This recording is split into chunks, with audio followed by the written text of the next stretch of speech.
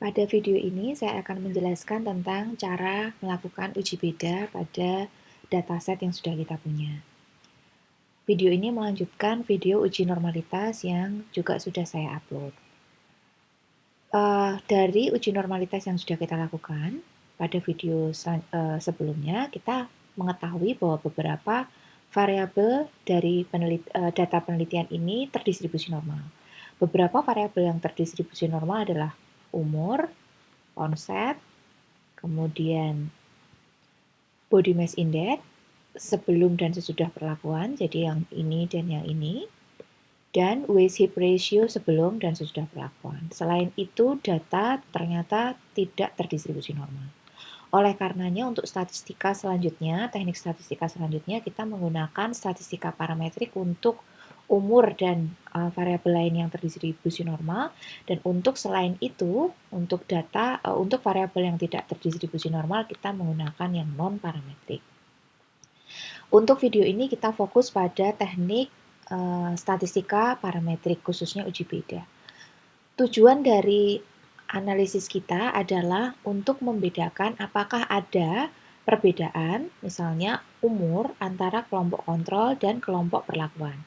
Kita lihat variabel perlakuan, kita sekilas bisa melihat bahwa dari individu 1 atau subjek 1 sampai individu 22 itu mendapatkan perlakuan kontrol dan sisanya mendapatkan perlakuan intervention.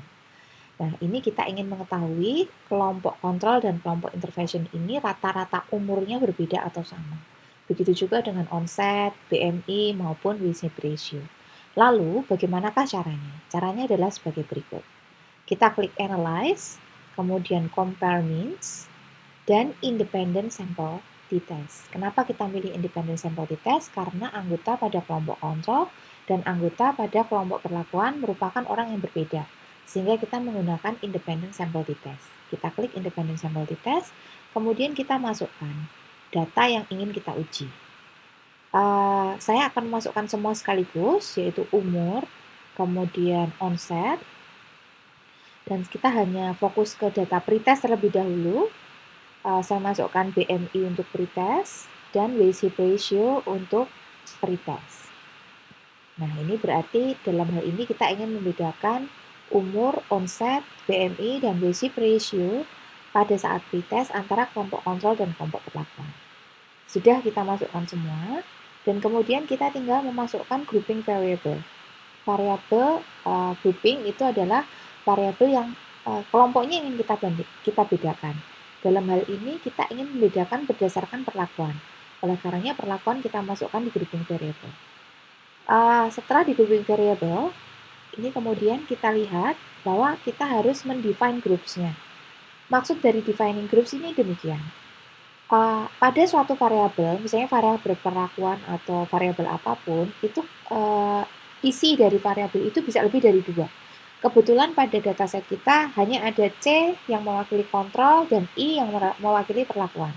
Sehingga kita hanya perlu menulis C dan I seperti ini.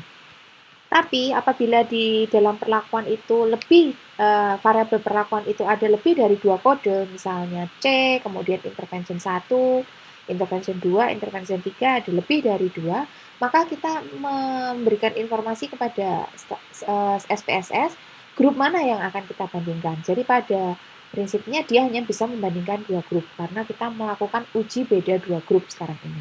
Kalau lebih dari 3 grup, lebih dari 2 grup maksud saya menggunakan teknik statistika yang lain.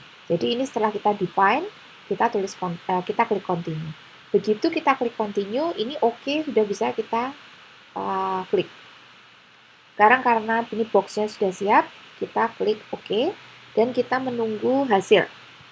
Nah, untuk hasil ini kita lihat, ini adalah deskriptif statistik terlebih dahulu, mencerminkan misalnya kelompok kontrol ada 22 orang, kelompok intervention ada 22 orang, sedangkan rata-rata umur kelompok kontrol 65,95 tahun, kelompok intervention 65,5, ini standar deviasinya dan ini standar error-nya. Jadi kita lihat memang angkanya jelas berbeda, walaupun perbedaannya tidak terlalu banyak. Nah, sekarang yang menjadi pertanyaan, perbedaan angka ini bermakna secara statistik atau tidak? Oleh karenanya kita melihat pada hasil output dari independent sample test. Untuk output ada beberapa kolom yang bisa kita lihat. Saya hanya akan fokus pada beberapa kolom utama.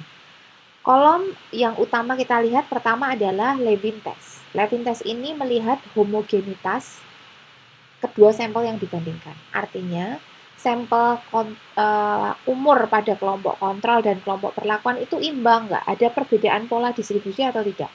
Kita lihat ternyata signifikansinya 0,367. Untuk onset 0,149. Untuk BMI 0,816. Untuk waist hip 0,714. Artinya ini semua di atas 0,05. Kita bisa mengambil kesimpulan bahwa tidak ada perbedaan distribusi, artinya kontrol dan perlakuan itu homogen. Bila homogen, kita akan melihat signifikansi di kolom yang atas. Ini. Nah, bila ini nanti di bawah 0,05, kita masih tetap bisa menggunakan independent sample test, tapi kita akan fokus di p-value yang ada di kolom yang kedua. Jadi, ini bukan uji prasyarat, ini hanya uji untuk mengarahkan kita akan melihat p-value yang ada pada baris yang mana. Begitu. Jadi, saya ulangi, karena ini semua homogen, tidak ada perbedaan antara kelompok kontrol dan kelompok perlakuan dari segi distribusi, kita fokus pada kolom baris yang ada di atas. Kita lihat untuk umur, signifikansinya 0,6, untuk onset 0,5, untuk BMI 0,56, untuk waist hip ratio 0,429. Ini semua di atas 0,05. Sehingga kita bisa mengatakan bahwa rata-rata umur pada kelompok kontrol dan kelompok perlakuan pada saat pretest tidak ada perbedaan. Dilihat dari sini. Kita bisa simpulkan bahwa rata-rata onset diabetes pada kelompok kontrol dan kelompok perlakuan juga tidak ada perbedaan.